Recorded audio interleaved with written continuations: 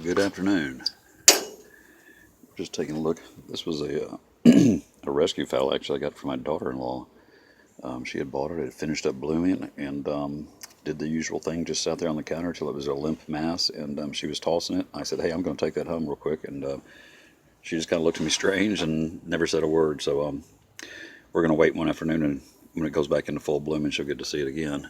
But it's done real well. I put it up here in a teak basket. Sorry about that. Teak basket with some chunks of big oak, pieces of red oak, and it has put out a ton of roots. We've got two new growths. The first one was smaller. The second one's coming along real nice though. So we're just going to kind of play it by ear and see what happens. It's getting lots of nutrients now. It's nice and green. It's hydrating. It's doing a whole lot better. Its friend next to it, which is one that was blooming like there, and the blooms are fading. This was a serious rescue. I had no idea if this one would ever do anything. The fact that it bloomed again for me shocked me. The basket is covered up in roots. It's grown roots out the top, the sides, the bottom, everywhere. It still shows some older limp leaves.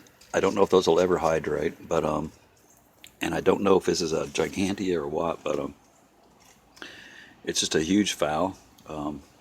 I'm not seeing any new growth in the center just yet, but it's still showing some signs of nutrient deficiency.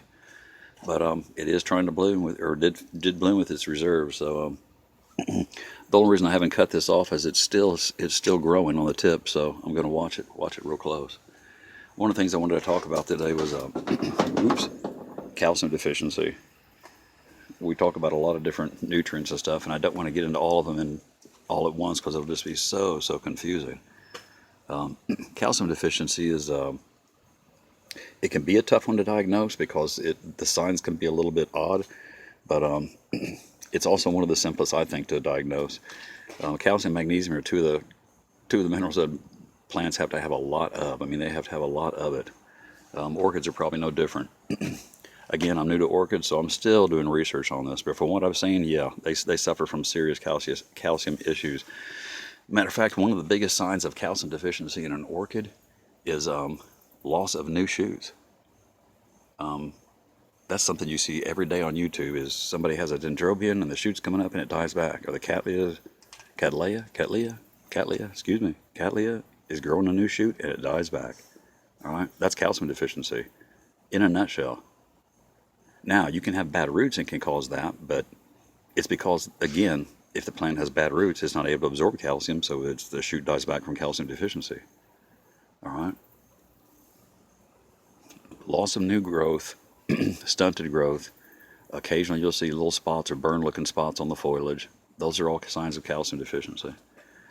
Down in South Florida, I'll give you an example, and this is a proven fact. This is not something I'm making up. This is a proven fact. This is what I've found on the research I've done in the last few days, looking up more, just trying to verify a few things from calcium and orchids. The black rot that happens down in South Florida in places and other places where people experience that, and it decimates entire orchid collections and goes through greenhouses and shade houses, that's calcium deficiency in a nutshell. You're in the high heat summer, your plants are growing, you've got new growths coming out, you're low on calcium, those growths are not going to make it, they're going to die back, and now you've got a piece of rotted material up against the base of your plant, and your plant is susceptible because it's low on calcium to begin with, and so what happens? Boom, black rot, and it spreads throughout there. All right? You guys in South Florida, give your plants some calcium, and that'll go away, that'll stop. That'll stop. Again, I'm not making this stuff up. It's on the internet. Look it up. It's all fact. It's all fact. All right? I'm just relaying the information and giving some of my personal experience. I want to teach people how to grow. Then you can make the decisions on what to use and how to use it based on that. Okay? For me to sit here and say, use this fertilizer or do this or do that, that's not really going to help you. I'd rather teach you how to grow, and you can make those decisions on your own. Okay?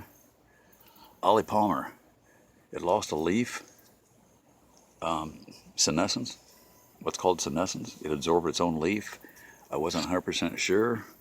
Took it out of the little pot. We had a little bit of root issues, and I think it was from the 15 inches of rain we had, and I did not keep as close an eye on this one as I needed to. But anyway, it has since been mounted, and I'm seeing new growth coming out, new root growth coming out from underneath there, some nice new tips, and I've got a nice new shoot that all of a sudden popped up too. So, Oncidium Ollie Palmer, one of my very, very favorite plants, and this is just a little baby one, so we're hoping it'll get some size and come on. But it's got a little freckling, nice fat leaf, nice and thick.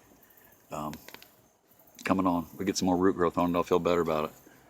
But that's pretty much calcium in a nutshell. Now, what can you do to fix your calcium?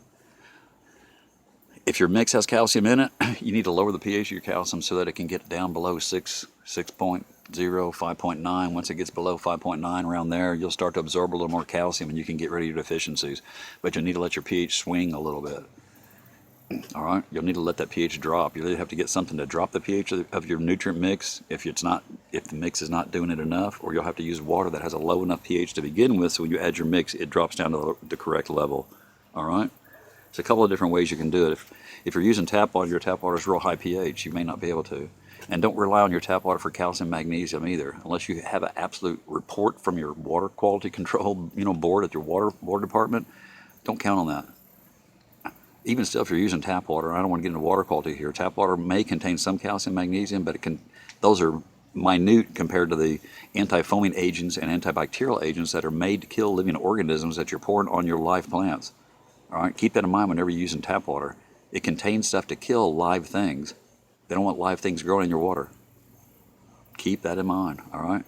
Anyway, calcium in a nutshell. I'm starting to segue here. Calcium in a nutshell. You can do some CalMag and add it to your water. That's what I do. That's the easiest way to do it. The nutrients that I use are calcium-based. Calcium nitrate is what I use for my nitrogen source, but I don't want to get into that either on this. So you can use CalMag, or if your mix has calcium or magnesium in it, just lower the pH of it so they can absorb a little bit more, and that'll take care of the issue for you. All right? Any other questions, please ask. I love answering the questions. Get out there and work with your orchids today. Have a great afternoon.